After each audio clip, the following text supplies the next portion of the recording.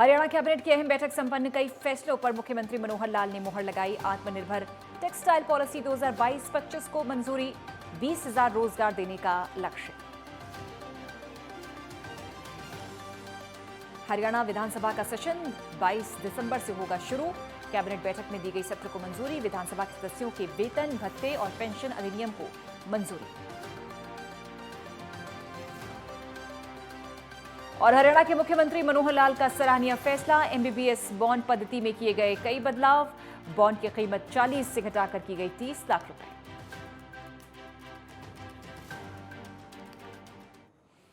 वंदे मातरम, मैं आपके साथ पूजा शुक्ला। हमारा खास बुलेटिन हरियाणा हलचल में आपका स्वागत है। इस खास बुलेटिन में आपको हरियाणा की प्रगति की खबरों से अवगत कराएंगे। इसमें देखेंगे आप बदलते हरियाणा की झलक। देश की राष्ट्रपति द्रौपदी मुर्मू का हरियाणा दौरा संपन्न हो गया।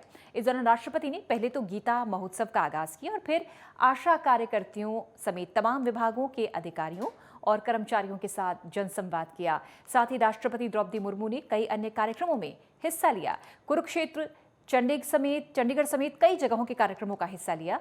राष्ट्रपति के सभी कार्यक्रमों में मुख्यमंत्री मनोहर लाल और राज्यपाल बंडारू दत्तात्रेय भी शामिल रहे।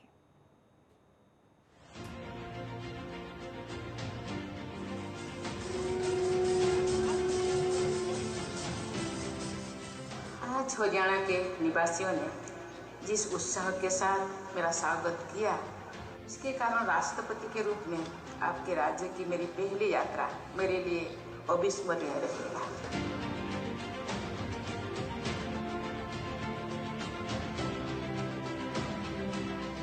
कुरुक्षेत्र में अत्यंत पावन ब्रह्म सरोवर के तट पर आयोजित इस अंतर्राष्ट्रीय गीता जयंती महोत्सव में शामिल होकर मुझे आध्यात्मिक आनंद की अनुभूति हो रही है।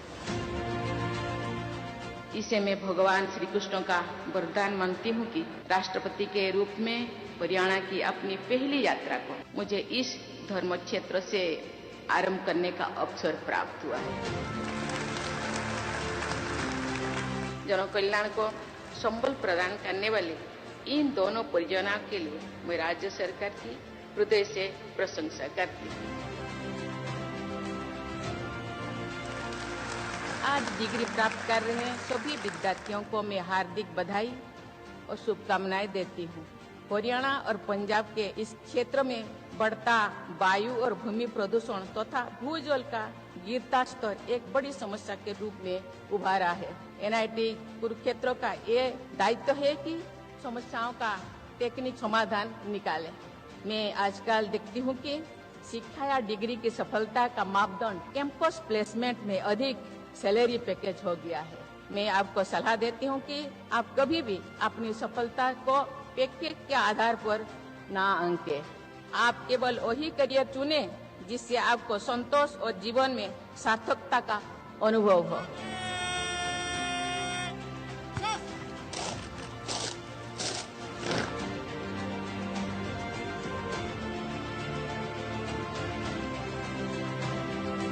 हरियाणा सूरों वीरों की धरती, ये धरती को मैं नमन करती हूँ। हरियाणा के बहादुर जवानों ने सीमाओं की सुरक्षा के लिए असाधारण योगदान दिया है।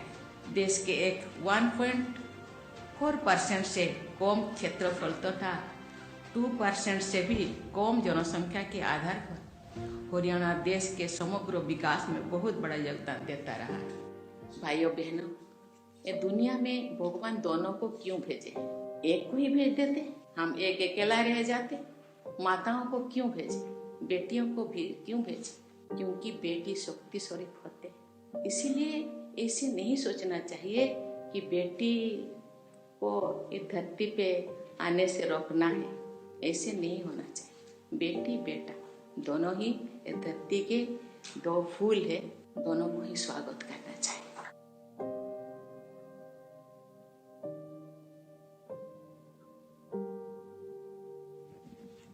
मैं धापाताई आशा वर्कर, एएनएम, आंगनवाड़ी, इन सभी बहनजियों को लेके मैं वहाँ जाती हूँ जहाँ बेटी का जन्म होता है।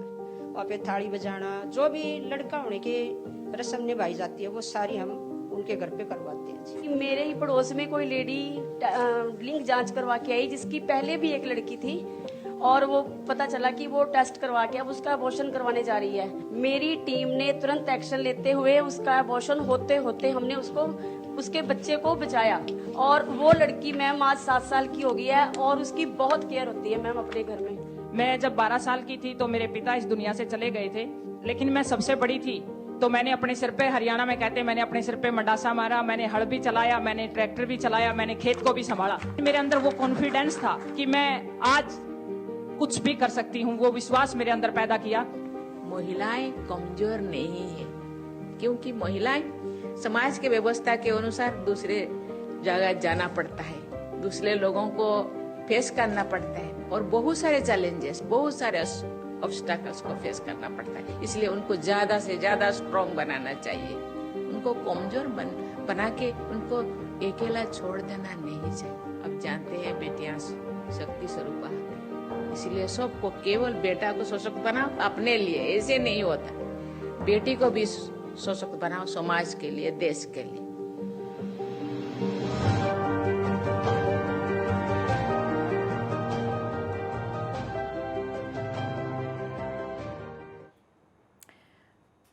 और हरियाणा विधानसभा का शीतकालीन सत्र 22 दिसंबर से होगा। मनोहर कैबिनेट ने सत्र को मंजूरी दी। मुख्यमंत्री मनोहर लाल ने बताया कि कैबिनेट में हरियाणा विधानसभा सदस्यों के वेतन, भत्ते और पेंशन अधिनियम के प्रस्ताव को मंजूरी दी गई है। वहीं नई हरियाणा आत्मनिर्भर टेक्सटाइल पॉलिसी 2022-25 को भी मंजूरी दे दी गई।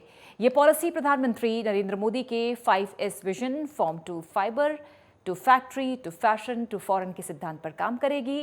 कपड़ा क्षेत्र में 4,000 करोड़ रुपए के निवेश और 20,000 रोजगार देना इसका लक्ष्य है। हरियाणा कैबिनेट के मनोहर फैसले मुख्यमंत्री ने ब्रीफिंग दी। 22 दिसंबर से शुरू होगा विधानसभा सत्र। 22 दिसंबर से विधानसभा सत्र की शुरुआत होगी और कैबिनेट ने इसकी मंजूरी दी है। टेक्सटाइल पॉलिसी 2022 से 25 को मंजूरी मिली। कपड़ा क्षेत्र में 4,000 करोड़ रुपए का निवेश होना है।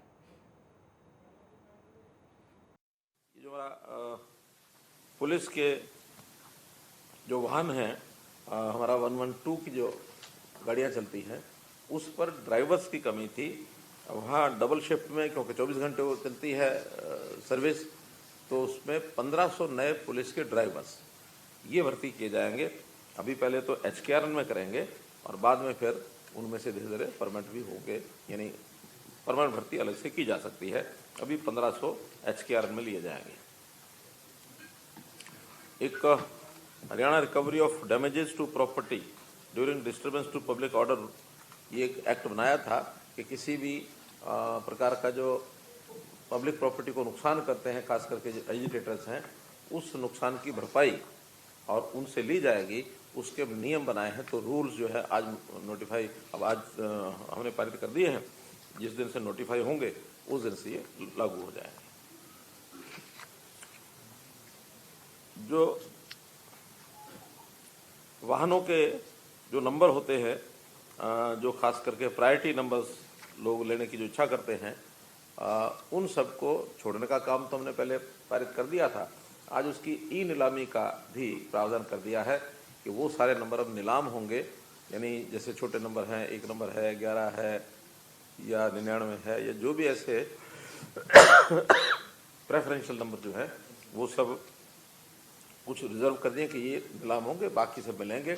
और उसके बाद भी अगर किसी कुछ नंबरों की डिमांड लगता है कि बहुत ज़्यादा निकलेगी, आगे चल के नंबरों में जोड़ा जा सकता है, या नीलामी में जो नहीं जाएंगे उनको छोड़ा भी जा सकता है। तो ये ट्रांसपोर्ट डिपार्टमेंट को बता दिया गया है।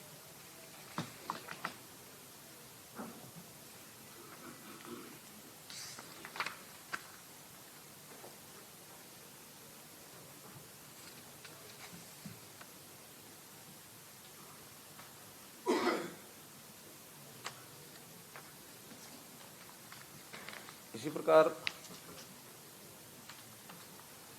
अनलॉफुल कन्वर्जन ऑफ रिलीजन का जो एक्ट पारित हुआ था, उसके भी आज रूल्स फाइनल हो गए हैं कि अब उसमें किस किस प्रकार से शिकायत होगी, तो किस किस प्रकार से उसका जो दंडनीय अपराध होगा, तो उसका रूल जो है वो नोटिफाई किए हैं। धर्मांतरण वाला उसके रूल्स अभी नहीं बने थे। रेवाड़ी जिले में मनेठी में एम्स, जिसकी चर्चा बहुत समय से चल रही है और काफ़ी वहाँ लोगों ने उसके लिए कहा भी है कि जल्दी इसको करना चाहिए। अब विधिवत आज उसको लैंड को गवर्नमेंट ऑफ इंडिया यानी जो हेल्थ डिपार्टमेंट है उनको लीज पर देने का 99 साल की लीज का वो पारित हो गया है और अब उनके लिए कारगर रास्ता बन गया कि वो कभी भी इसका शिलान्यास करके और एम्स उसकी बिल्डिंग बने और एम्स चालू हो। एक पॉलिसी हमने जमीन को विभिन्न जो प्रोजेक्ट्स हैं प्रकल्प हैं उनको किसान उसमें जमीन दे वॉलंटरली दे।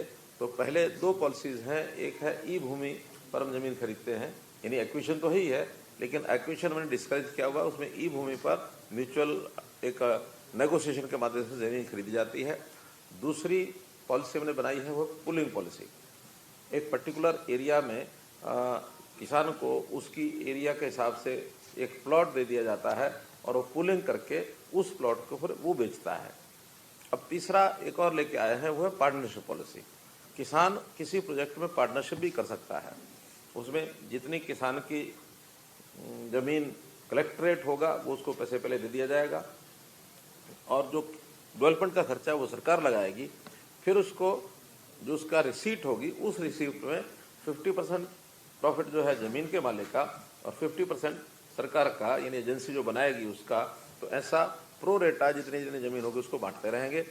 80% इस प्रकार से बंटने के बाद 20% जब रहेगी तो उसका एवरेज वेटेड प्राइस है उससे उसको सरकार लेकर के और किसान को उसका जो प्रॉफिट है उसको दे दिया जाएगा। तो ऐसी एक नई पॉलिसी इसको हरियाणा लैंड पार्टनरशिप पॉलिसी 2022। एक विषय है कि लैंड की डिवीजन खास करके जो रेजिडेंशियल प्लॉट्स या रेजिडेंशियल मकान होते हैं पुराने बने हुए हैं आज से 50 साल पहले के और उसमें अब डिवीज़न की आवश्यकता परिवार को पड़ती है। भाई 2 हो गए या डिवीज़न में करके कोई एक आदमी अपने को आधे को बेचना चाहता है आधा रखना चाहता है।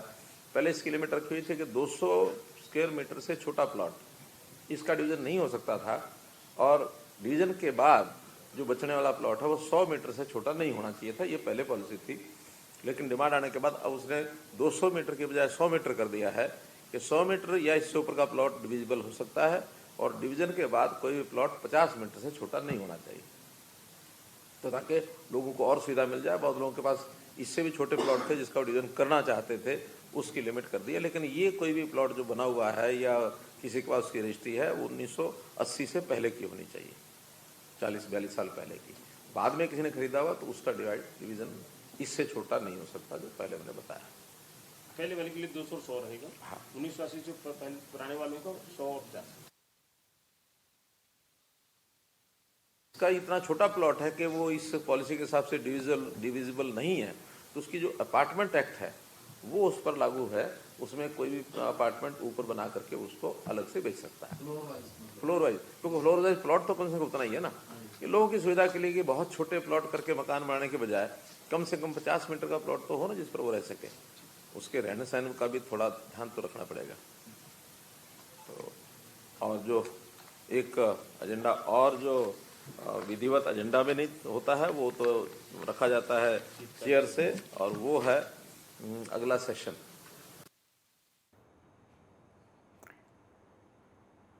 और हरियाणा हलचल में फिलहाल इतना ही। एक ब्रेक के लिए रुक रहे हैं। खबरों का सिलसिला नेटवर्क 10 पर लगातार जारी है।